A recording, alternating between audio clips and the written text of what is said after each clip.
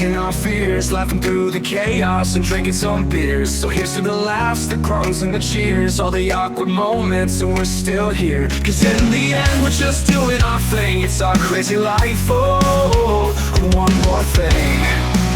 Oh, one more thing. Oh!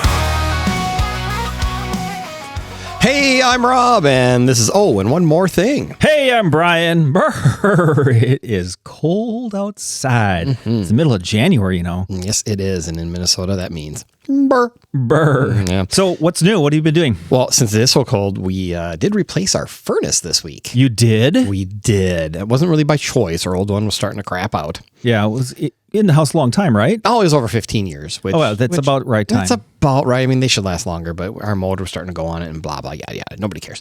But so this, I'm a Google household, as you know. Yes, I do know you're Google. I'm an Alexa household. Yes, I know you are. It's so weird. And there's been times when we've been talking, and my little Google back here likes to light up and talk to us if I say the magic words. Right. Which we're not going to say. But I did put in a Google Nest thermostat. Okay. Which is kind of funky. Well, isn't what you had before? No, we had whatever our carrier furnace, and you had to pay like $1,500 freaking bucks for the dumb thing. Okay. Because that's proprietary. But so we put in the Nest one, and funny, the Nest one doesn't compatible with our new furnace either. What? But we had a really cool technician who worked his magic and got it to work. So I'm super excited about that. Great. Yeah. So it connects into your Google Home. Yeah. So that'll be good. Yeah. Awesome. Hey, do you ever watch the show Nobody Wants This on Netflix? I have. It's a pretty good show. Yeah, we really like it. Yeah. But okay, I've got a question. What's her job? Is she like just a podcaster? I'm pretty sure that's it. Really? Yeah. I mean, you could make a living at being a podcaster? Who knew? I didn't know that. And then, okay, if you watch the show, Yeah. they use handheld mics. Oh, they do? Yeah. And they're flopping them around all over the place. They're not getting good audio. That is so fake. There's no way you'd hear Right. thump, thump. You'd be, that's all you'd hear. All the crap that I tell you to stop doing. Right. Every time I thud the table, stop it. You totally hear that. Yeah, that's not So that's all I had to say about that. But I love the show. No, the show's great. How do you make a living at that? I don't know. We should work on that. People? We need more people. Tell your friends. Yeah. You know, I was going to quit all my bad habits for the new year, but then I remembered that nobody likes a quitter. That nobody does like a quitter, Rob. Right? Yeah. Well. So, I've been seeing all of these memes or images every day, like everyday facts and stats, on the internet.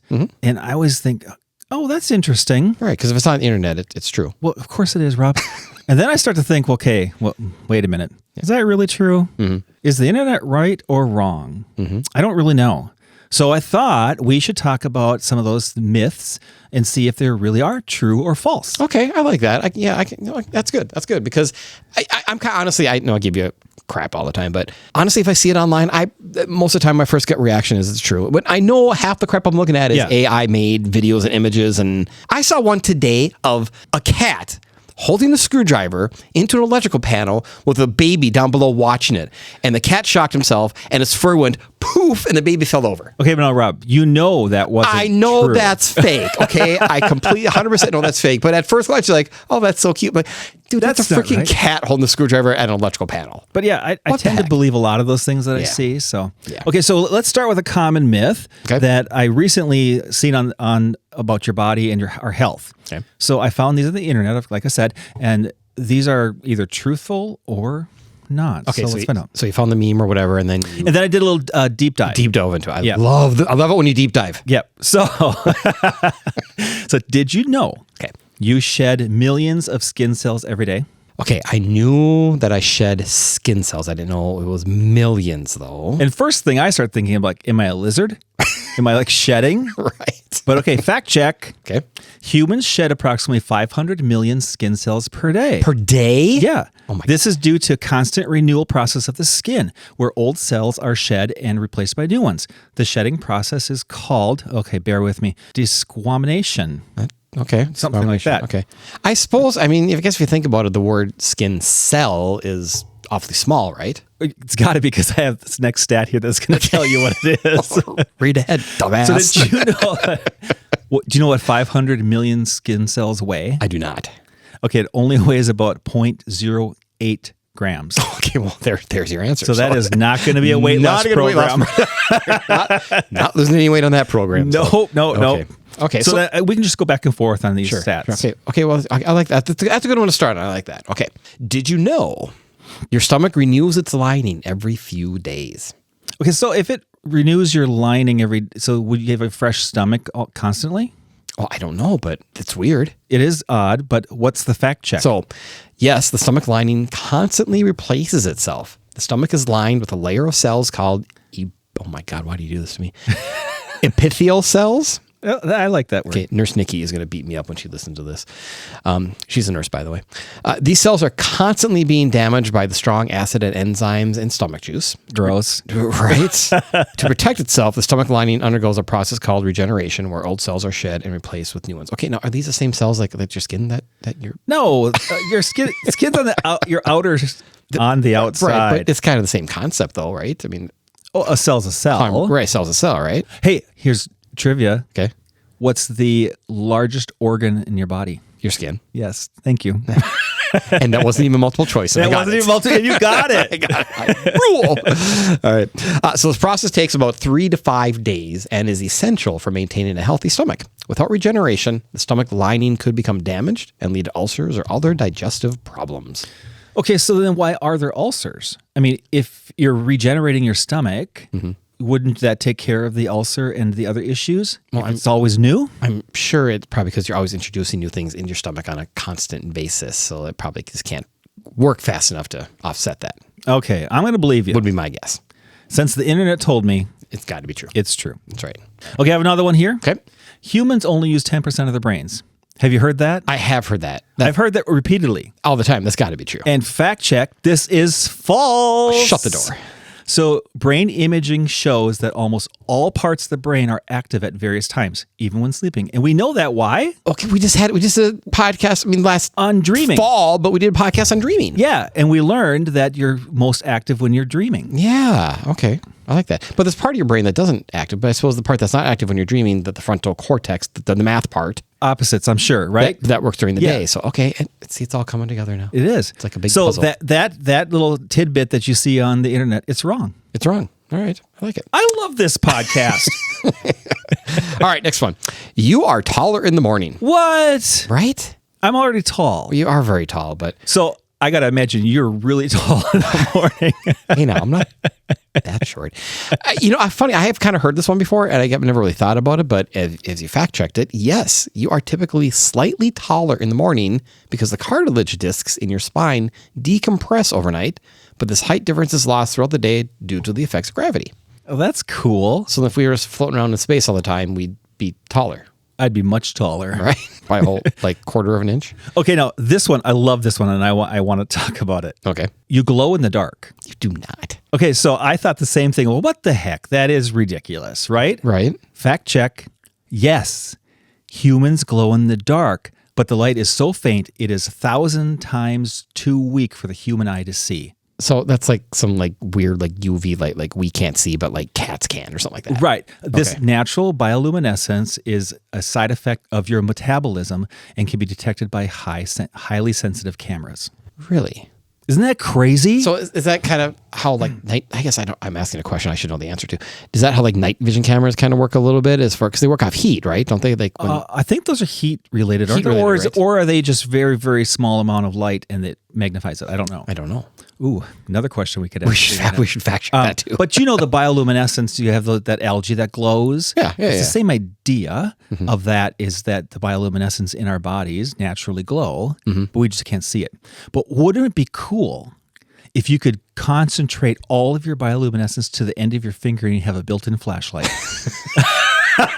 Well, technically, in the winter, when I'm at night in my dark closet, I'm taking my stuff off to go to bed, and there's a spark because of the static electricity. Yeah.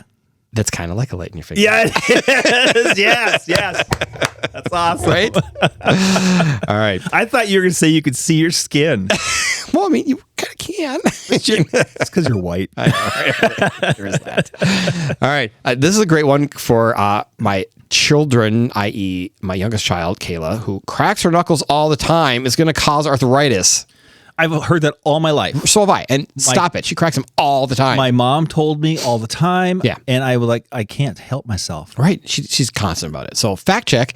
This is false. Wah, wah. Yes. There is no scientific evidence to support the idea that cracking your knuckles causes osteoarthritis. The sound is caused by gas bubbles bursting within the joint fluid. So, and I had heard that as well. I've heard that too. Really completely understand if it was false or not, but yeah, I'm glad we cleared that up. So I apologize to my daughter for all the times I've ridiculed and mocked you and said, stop cracking your knuckles in front of me. It's more just because it annoys me than anything. Oh, so, that's why. And you're the dad. So you're not hurting anything.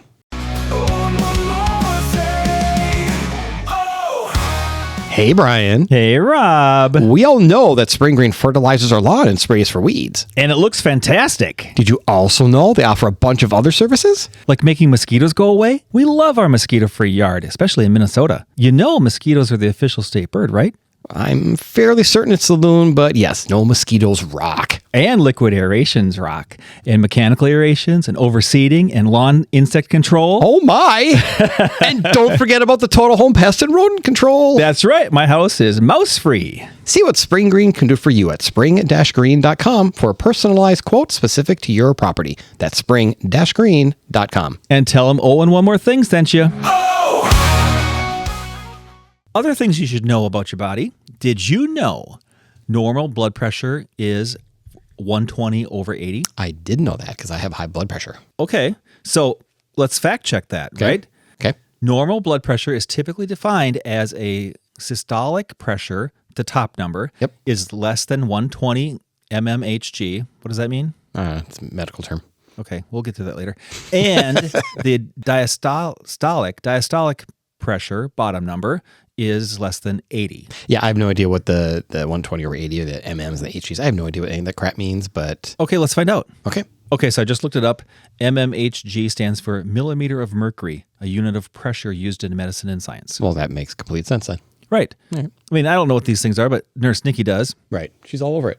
So do you want to take our blood pressure right now? No, I don't. But I do take it on a regular basis. I do have a blood pressure cuff up in the bedroom because I do have high blood pressure. I am on meds for it. Yeah. And what's funny, so about a couple years ago, I had a really bad gout issue in my foot because, I remember that. Yeah, because I'm old. And you're not as old. And I had, I know. And I had high blood pressure, so the doctor specifically put me on losartan, which hits the gout and the blood pressure. And ever since then, my blood pressure's been fine. I haven't had gout. So. Well, that's good. How often do you take your blood pressure? I was saying, how often do I take the pill? Take the pill every day. No, I don't want to know that. Blood pressure, I mean, at this point, it's more like once a month because I'm at a normal level now. So I just periodically check it. But I was checking it like every week for a while. You're better than me. I mean, I also have a slightly elevated blood pressure, and I take a small milligrams of medicine. Okay. And I do take my blood pressure. I have a cuff as well, but I just don't do it regularly. Probably should. I know. Yeah. Because, we're old now. It's what we do. Nurse Nikki's going to get after me. Yeah, we get together and we talk about our maladies. Pretty much it. All right, then you get the next one. Okay. Water intake, about 3.7 liters for men and 2.7 liters for women daily. That sounds like a lot, doesn't it? Let's back up first of all. Liters? Yeah. Okay, you realize we're in America, right? With a big ol' M. What the hell's a liter? We don't talk about liters. Don't you buy a liter of pop? No. I mean soda, because I don't like the word pop. I bought a 20-ounce bottle. I don't buy a liter. Come on. No. If America would have gone to the metric system when they tried, yes, everything would have been better. And they totally should have back in the 70s. Now we're never going to change because we're stubborn and old. Right, but come on. Metric system is way easier. I'm sure than it imperialism. Is. I'm sure it is. And is that what it's called? And the day and a half we spent in Canada, I hated it. I hated kilometers an hour because I didn't know how fast we were going. Oh my gosh, Rob. I know. It's horrible. All right. So fact check this for me. All right, so fact check. So that is correct. The U.S. National Academies of Sciences, Engineering, and Medicine determined that an adequate daily fluid intake is... See, I broke it down for you. Thank you. About 15 and a half cups, which is 3.7 liters of fluids daily for men, and about 11 and a half cups, 2.7 liters of fluids a day for women.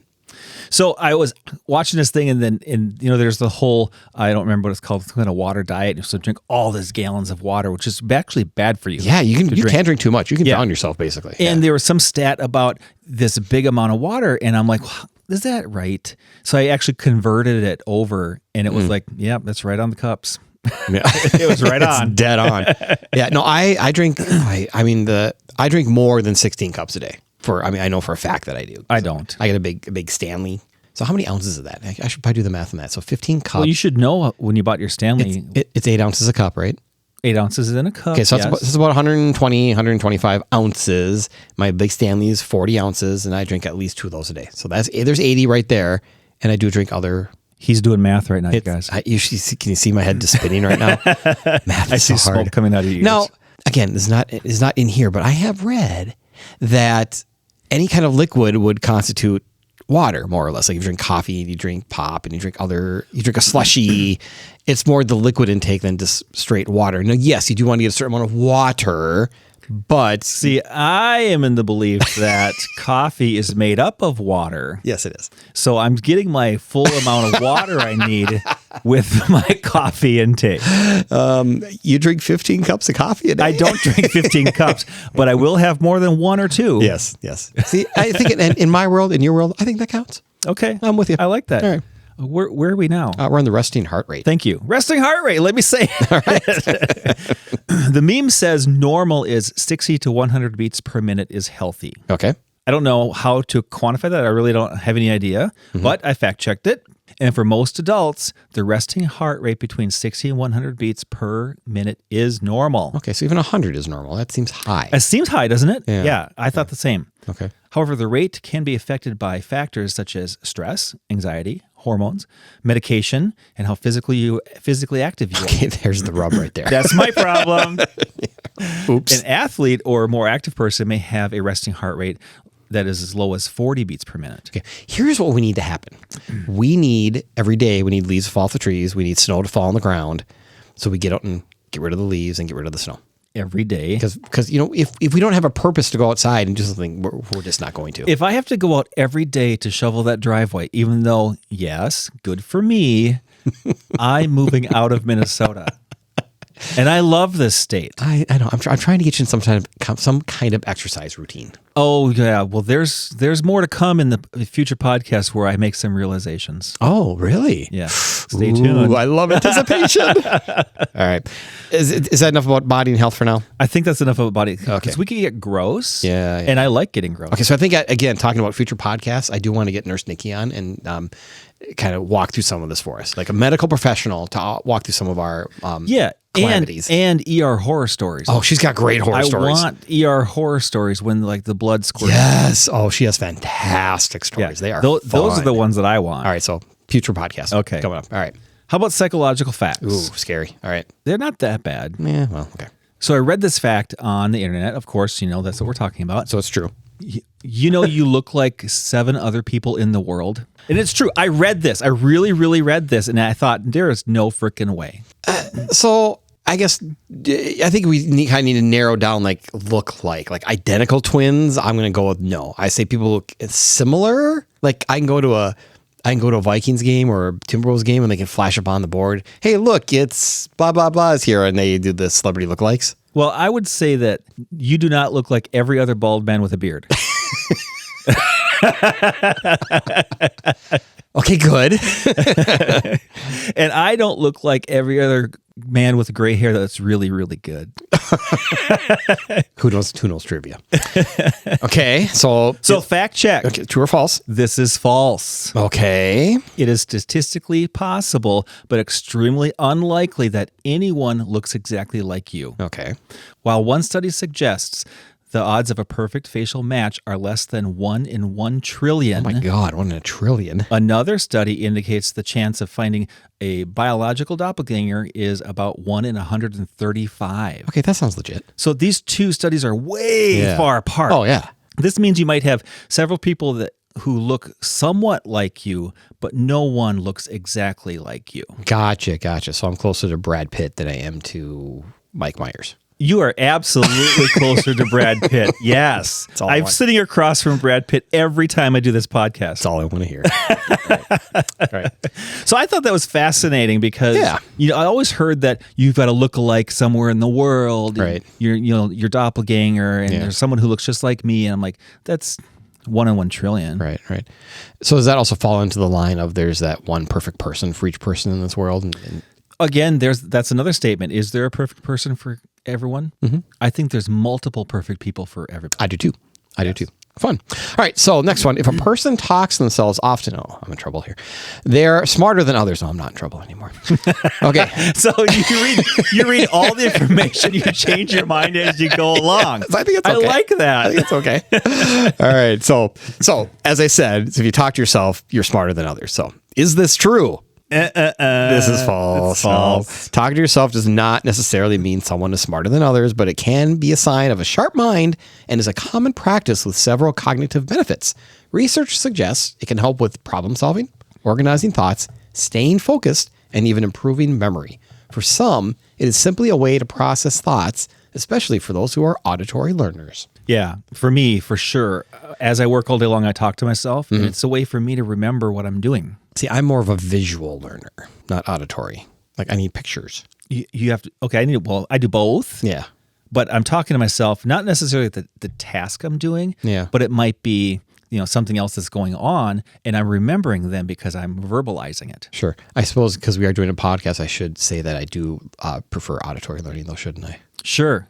Because you read the script, right? Right? Yes. And I also find the same style of that is if I write it down.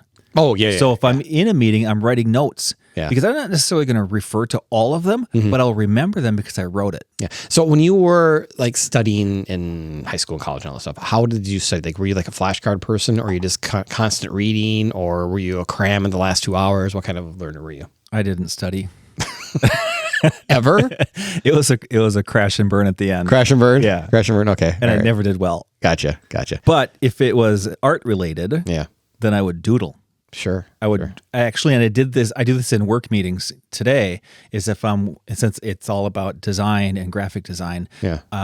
I will draw my thoughts. Okay. So I'm thinking of, whatever we're talking about might have this design aspect and it'll flow into whatever, and I'll draw it while I'm talking. Okay. And so I'll get my idea without having to handwrite it. I'll draw my picture. Gotcha. And that's how I'll remember what I was going to do. Yeah. I have to take state tests for licensing for my job, and the way I have to learn is I have to constantly read the materials over and over and over and over. So it's more of a memorization. I have to. If I gloss over it, I can't do flashcards. That doesn't work for me. And Right. I have to read it over and over and over and over, which is very draining. Unless you're in a spelling bee. Flashback to a previous podcast. There you go. All right. Okay, so I have another one. Okay. So I read middle age starts at 38, not 50. Ooh, that means we're way older. Yeah, so we're like dead. I know, right? Uh-oh. This could be trouble. So fact check. This is false. Whew. Okay, I was worried 38 for a is second. not typically considered middle age, which is generally seen as starting between 40 and 45. However, perceptions vary, with some sources placing the start of middle age around 35 to 40. Most dictionaries and studies suggest middle age start approximately 45 years old. Yeah, I think 45 starts. That makes 45 is half a 90. And that's kind of what I've always thought in the late 40s. Right. I mean, I think the sources, the stat you read, the sources placing the start of middle life around 35 to 40 were clearly 20-year-olds. Sure. Yeah. It's the young people who are writing that content, Exactly, right? Yeah. And so like a teenager, but middle age starts at 38. Right. I'll never live to that. I'll never be 40. Yeah, just wait, buddy. right. It's coming quick. Here's one I cannot relate with. Multitasking is a myth. It is. Yes. And it is. It's true. Multitasking is a myth. Is it a myth? This is true. Let's fact check it. The brain is simply rapidly switching between tasks, which leads to exhaustion and reduced efficiency. The effectiveness of multitasking is generally disputed, while some studies suggest that certain individuals can perform multiple tasks simultaneously with minimal impairment. Most research indicates that multitasking is inefficient and can lead to negative consequences. Yeah, I don't think I multitask well. I do switch between projects, but Yeah. I can't do two of them at the same time. I think this is clearly a gender-based question because as a guy, I cannot multitask, but my wife seems to be a master at it. She's just switching between topics fast. Is that multitasking or is that just on and off switch? I'm giving her props saying it's multitasking. Okay. All right. Way to go, Tammy. All right. Exactly. All right, let's get into some food facts. Ooh, I like food. So processed meats like sausage and bacon are classified as a group 1 carcinogen, the same category as tobacco. Okay, that clearly can't be true because I love both of those. No, I mean, bacon? Come on. Right? All right, so I fact checked it. Okay. Yes! Oh, man, you're ruining everything for me. The International Agency of Research of Cancer, the IARC, classifies processed meats like sausage and bacon as a group 1 carcinogen, meaning they are known to cause cancer in humans. Ugh! This classification is based on evidence linking processed meat consumption in an increased risk of colon cancer. It's a long pause. It's a long pause. I'm debating my life choices at this point. I love sausage. I love bacon. That's clearly not going to change. Those are my 2 favorite meats. Right? Yeah. I would eat sausage over steak. Why would you even put this fact out there? Like, why? Because it was, first of all, sad. Oh my gosh. It's just, it changes everything. I mean, I'm not going to stop. Well, no, you're still going to just eat it in moderation. Yeah. Well, just don't wrap bacon around everything. Well, I have a history of colon cancer in my family, so I have to go get that stupid rectal thing every 5 years anyway. So might as well live it up while we're doing it. Right? Good for you, right? Yeah. Did you get that? What's that little character in the square box that walks? No. Sending your poo in the mail. I get the camera up the chute is what I get. So camera up the chute. Yeah, good times. And honestly, that process isn't bad at all. It's the damn prep. I hate the prep. Oh, so I had that, and I thought the prep was easy. Oh, it was horrible. It was no big deal. Oh, it was horrible. Horrible process. Anyway, next one. Marshmallows are just 2 chemicals away from being plastic. So I've heard this for a long time. I have too. and to this day, I don't eat marshmallows because I think that it's going to be like foreign plastic. Well, we're going to change that because that's false. Is it false? That's what it says. Yes. Marshmallows are not just 2 chemicals away from being plastic. This is a misunderstanding. Marshmallows are a foam made of sugar, corn syrup, water, and gelatin, while plastic is a synthetic polymer. Though both are made of carbon-based molecules, the structures are fundamentally different. A marshmallow is sugar-gelatin network trapping air, and plastic is a long chain of repeating monomer units, according to the American Chemical Society. So, not the same. Okay, this is amazing. So I can go back eating marshmallows again. Totally can. Did you ever play Chubby Bunny? Okay. First off, where the hell did that come from? Yes, of course I play Chubby Bunny. Well, so with marshmallows. Yes. Around the campfire. Yes. How many can you get in your mouth and say the words Chubby Bunny? Chubby Bunny. Do you have a record? That I remember? Yeah. I mean, it was definitely in the teens, but beyond that, I have no idea. I did get to 20. Oh, okay. I don't think I got to 20. But, this is around the campfire. And but mind you, I'm an adult doing this. I am not a kid doing this. I'm an adult. Your mouth is much larger now than it was when you were a kid. Yeah, well, everything's bigger over here. Right. Okay, so marshmallows may not be plastic, but gelatin, which, by the way, I'm a huge fan of Jell-O. Okay. Did you know that gelatin is a protein derived from animal collagen, primarily sourced from the skin, bones, and collective tissues of animals like cows and pigs? I did know that. And you know what? Why? I do not eat Jell-O to this day when I found out that fact. See, this is worse than the bacon fact. I don't eat Jell-O at all, ever. Yeah, it's a process. It's processed by boiling these animals' parts, which breaks down the collagen into a substance that solidifies into a gel when That's cooled. how they make Jell-O. Now, I will do a Jell-O shot. Okay. Well, there's alcohol, so of course you will. I'll still do that. But if I'm going to have a Jell-O salad, no thank you. Yeah, okay. The sausage and the bacon doesn't bother me that much. The gelatin one, that kind of bugs me a little bit. So do you eat Jell-O salads with fruit in them? Not anymore. Clearly, no. I can't tell last time I had a bowl of Jell-O, and I think whenever it was, may have been my last one. It's just gross. That's awesome. Great. Yeah, good times. Okay, here's one. Honey never spoils. Ooh, okay. Did you know that? I did not know that. So fact check. It is true. Oh, okay. But it can change in appearance and texture over time due to the high sugar and low water content. That's what I'm thinking of because the bottle gets all crusty and gross after a while. Yeah. That's what it is. Okay. So it's not spoiled. If exposed to moisture and other contaminants, it can ferment and grow mold, making it unsafe to eat. Yeah. To prevent this, always store in an airtight container in a cool, dry place and use clean utensils when taking it out. Okay. So if it does crystallize, what do you do? Throw it out. No, you do not. We buy the little bottles. We don't buy. You don't throw it out. What do you do? You just put the bottle in hot water and it melts and it's honey. Huh. Interesting. I don't use honey a lot to begin with, so it's not okay. It's not like a staple in my regular diet. We've used honey more now as a replacement for sweeteners. Okay. So that we use honey instead because it's natural. Sure, but there's still sugar in there. Natural sugar.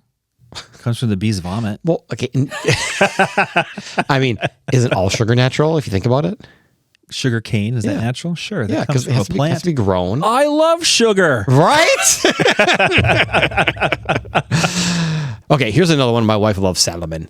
Farm-raised salmon is not pink, it's gray. No, it's not. I only see pink salmon. I only see pink. I've never seen gray. I've never seen gray salmon. Well, fact check.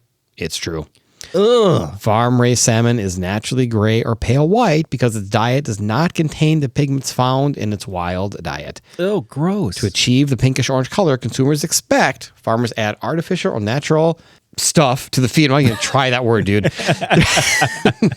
They add stuff to the feed which colors the fish's flesh. The intensity of the pink color can vary depending on how much additive is added to the feed. So that is why my wife is constantly saying we have to buy wild caught salmon. Okay. It cannot be farm raised salmon. She's very adamant about that. Sure. And I never really knew why. I knew it was healthier. Okay, so again, Costco devotee here. I only see pink salmon in like the freezer or wherever at Costco. I've never seen a gray salmon ever there. No, because obviously they're injecting pink into them. But they're hippie dipping like they're organic crap. I mean, so why is there no gray salmon there? Farm raised, the farmers, they're making them pink. The shenanigans are afoot. The shenanigans are afoot. I love that. All right. Okay, here's one. Yep. It takes 7 years for chewing gum to digest in your stomach. Oh, that's totally true. I heard that from day one as a kid. From a child. That's what my parents and my grandmothers would tell me this all the time. All the time. So fact check, guess what? That's false. Oh, God. My entire childhood. You know, right? You're Gone. second guessing everything. In your childhood. Chewing gum consists of natural and synthetic polymers, rubber, flavors, and sweeteners. The only thing the stomach cannot digest is the actual gum base itself. Okay. But it doesn't mean it will just remain in the stomach forever. It will simply leave the body the way everything else does. So it just takes a ride down the chute eventually is what happens. I love your analogies. Takes a ride down the chute. Right? I love that. Right? Yes. So but it kind of falls the same why? thing. Why did they tell us that when we were kids that it stays in your stomach, don't swallow your gum, it'll stay in your stomach for 7 years? Dude, parents said nothing but lie to us as kids in the 70s. Oh, I know. Santa Claus, the Easter Bunny, gum. I mean, the list goes on and on. You're ruining it for all of our young listeners. I know. I'm not ruining anything to say. All right. Let's do some historical facts. Okay, I love historical facts. Okay. The Great Wall of China is visible from space. No, I don't believe that. You don't believe that? No. I believe it. But contrary to the popular myth, the Great Wall of China is not visible from the moon. Even from Earth's orbit, astronauts can only see it with magnification, while city lights are clearly visible. See, that makes complete sense to me because I don't know how you could see that. Yeah. Even though I've read this before, and obviously I found it for this. Right. And I think people put that in that perspective, like, because it's so big, like you can totally see it from space. Like that's right. That's the genesis of it. Right. Exactly. Yep. How about this one? Vikings wore horned helmets. Yes, they did. Skull. Only the Vikings team. Fact check that, and it is false. Yeah, whatever. The image of the Viking warriors wearing helmets with horns is not based on historical fact. It is a fictional design popularized by a 19th century costume designer for Wagnerian opas. And the Vikings. So take that. And the Minnesota Vikings. And the Minnesota Vikings made it worse by always wearing horns. And the gold dreadlocks or the gold braid with the horns. You see those too? The Vikings always had gold braids. Well, of course they did. Gladiators always fought to the death. Don't they? That's what all the movies do. Every single movie they fight to the death. Right. Yeah, but this is false. Death matches. What? Death matches were rare. Gladiators were expensive investments. Most bouts ended with one fighter was wounded or yielded. Okay. Right. So again, Hollywood lies to us. I just think Hollywood is always right. Well, yeah, if it's on the internet or on a movie, it's true. How about this one, though? Okay. Witches were burned in Salem. Of course they were. Fact check. This is actually false. Oh, get out. None of the accused witches in the 1692 Salem trials were burned. However, 19 of them were hanged, and one man was pressed to death with stones. Ew. That's a tough way to go. That's right. Ouch. All right. But that's all we ever hear is the fact that they burn the witches. Right. Yeah. That was the whole, again, it's in a movie. Yeah. I suppose it came from literature and movies. Probably. All right. So a couple quickies to end up here. Goldfish only have a 3-second memory. That's true, isn't it? Hi, I'm Tom. Hi, I'm Tom. I'm glad you caught that reference. Wasn't that a Far Side joke or something? No, it's from 51st Dates. Oh, I know what you're talking about. Yeah. and then he makes an appearance. Another movie. Yeah, then he makes another appearance in Blended. Adam Sandler flicks. Yeah. Yeah. Hi, I'm Tom. No, this is false. In reality, they have memories that can last for several months. Studies show goldfish can learn to associate sounds with food, recognize specific times for feeding. Oh, crap. I got to feed my wife's fish. She hasn't been here all week. Oh, way to think of that now while we're talking about goldfish. Don't tell her. Specific times for feeding and even be trained to perform complex tasks like pulling levers or navigating mazes.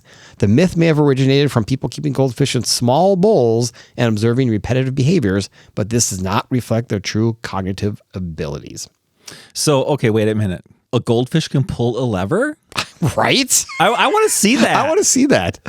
So then also you're saying that be like a goldfish is just wrong. It's just wrong. It's the opposite meaning. Be like a goldfish is like good memory. Again, our parents lying to us. Here's another one. Bats are blind. Well, something about sonar, right? So fact check. All bats have functional eyes and many have very good vision, especially fruit bats. Beady little eyes, too. While some species have poor eyesight, they use a sophisticated form of echolocation to navigate and hunt in the dark, which allows them to see, quote unquote, their surroundings with sound. Mm-hmm. Yeah, sonar. Yeah. Beady look. We had bats in our house at one point, so that's why I'm not a fan of bats. I had one bat in my house. Yeah, I'm not a fan. A penny drop from a great height can kill someone. I've heard this all my life. So again, parents, this is false. A penny's small mass and flat shape means it reaches a slow, constant speed called terminal velocity due to air resistance, and it would likely feel like a sting, not a lethal blow. The impact might be comparable to being flicked in the head with your finger, flick, but not lethal force. The idea persists because objects with more mass and a more aerodynamic shape can reach dangerous speeds, but a penny is not one of them. And that completely makes sense. I mean, it's so small, it's so light. And in a couple of years, pennies apparently going to be rare. We're not making them anymore. So yeah, I guess they just stopped making them. So do we change this to a nickel? Does that change this this theory if we go to nickels or quarters? Okay, terminal velocity of a nickel is not going to be much more than a penny. It's true.